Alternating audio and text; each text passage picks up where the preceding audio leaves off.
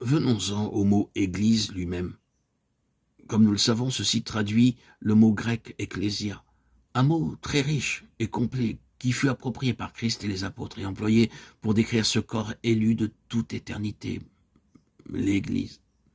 L'équivalent moderne de ce mot correspond à « assemblée », un mot qui porte en lui-même tous les éléments de la signification de l'original grec. Dans le monde grec, certaines personnes étaient choisies, élues, pour une fonction officielle, soit dans le conseil municipal ou dans le gouvernement provincial ou national, selon que cette fonction s'exerçait respectivement dans une cité ou dans une province ou dans un État. À une date donnée, quand il y avait des affaires d'État à régler ou quand une session devait être convoquée, des messagers s'en allaient pour réunir les hommes et pour convoquer l'assemblée en vue de traiter des affaires de l'État ou de la cité. Un tel groupe d'hommes était appelé ecclésia. Ce n'était pas une affaire d'église ou ecclésiastique, comme nous le pensons. C'était une affaire purement politique, soit d'une municipalité, d'une province ou d'un État. C'était l'Assemblée. Cela exprimait l'idée d'une compagnie élue, réunie pour traiter les affaires du royaume.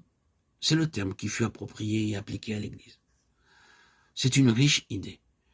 Une compagnie élue, appelée ensemble, dans le but de continuer l'œuvre du royaume. Une compagnie élue en lui avant la fondation du monde, Éphésiens 1,4, appelée à la communion de son Fils, 1 Corinthiens 1,9, appelée selon le propos éternel, Éphésiens 3,11. Ainsi, nous sommes appelés ensemble, avec lui, chargés des affaires de son gouvernement. Puissions-nous, en tant qu'assemblée, nous rapprocher de cela le plus fidèlement possible.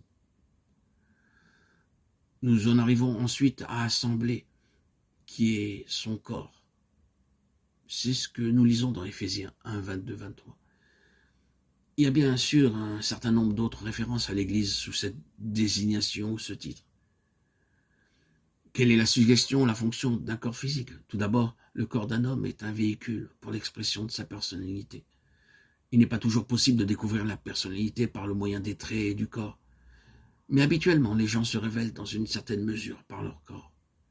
Si dans certains cas, vous trouvez difficile de deviner ce qui se passe intérieurement, c'est la preuve qu'ils n'ont pas l'intention que vous le sachiez, et il vous restera à déceler certaines choses à leur sujet. Nous ne pouvons pas facilement échapper à ce principe. Ainsi, soit par un geste, un regard, une expression, ou de bien d'autres façons, nous nous révélons par notre corps. Cela est en tout cas une intention du corps. Être l'expression de l'intérieur de l'homme, la possibilité de s'exprimer. De même, l'assemblée qui est son corps est le vase, l'incarnation du Seigneur, l'esprit, dans lequel et par lequel il doit s'exprimer. Si l'Église telle que nous la rencontrons concordait avec la pensée divine, nous saurions à quoi ressemblerait le Seigneur.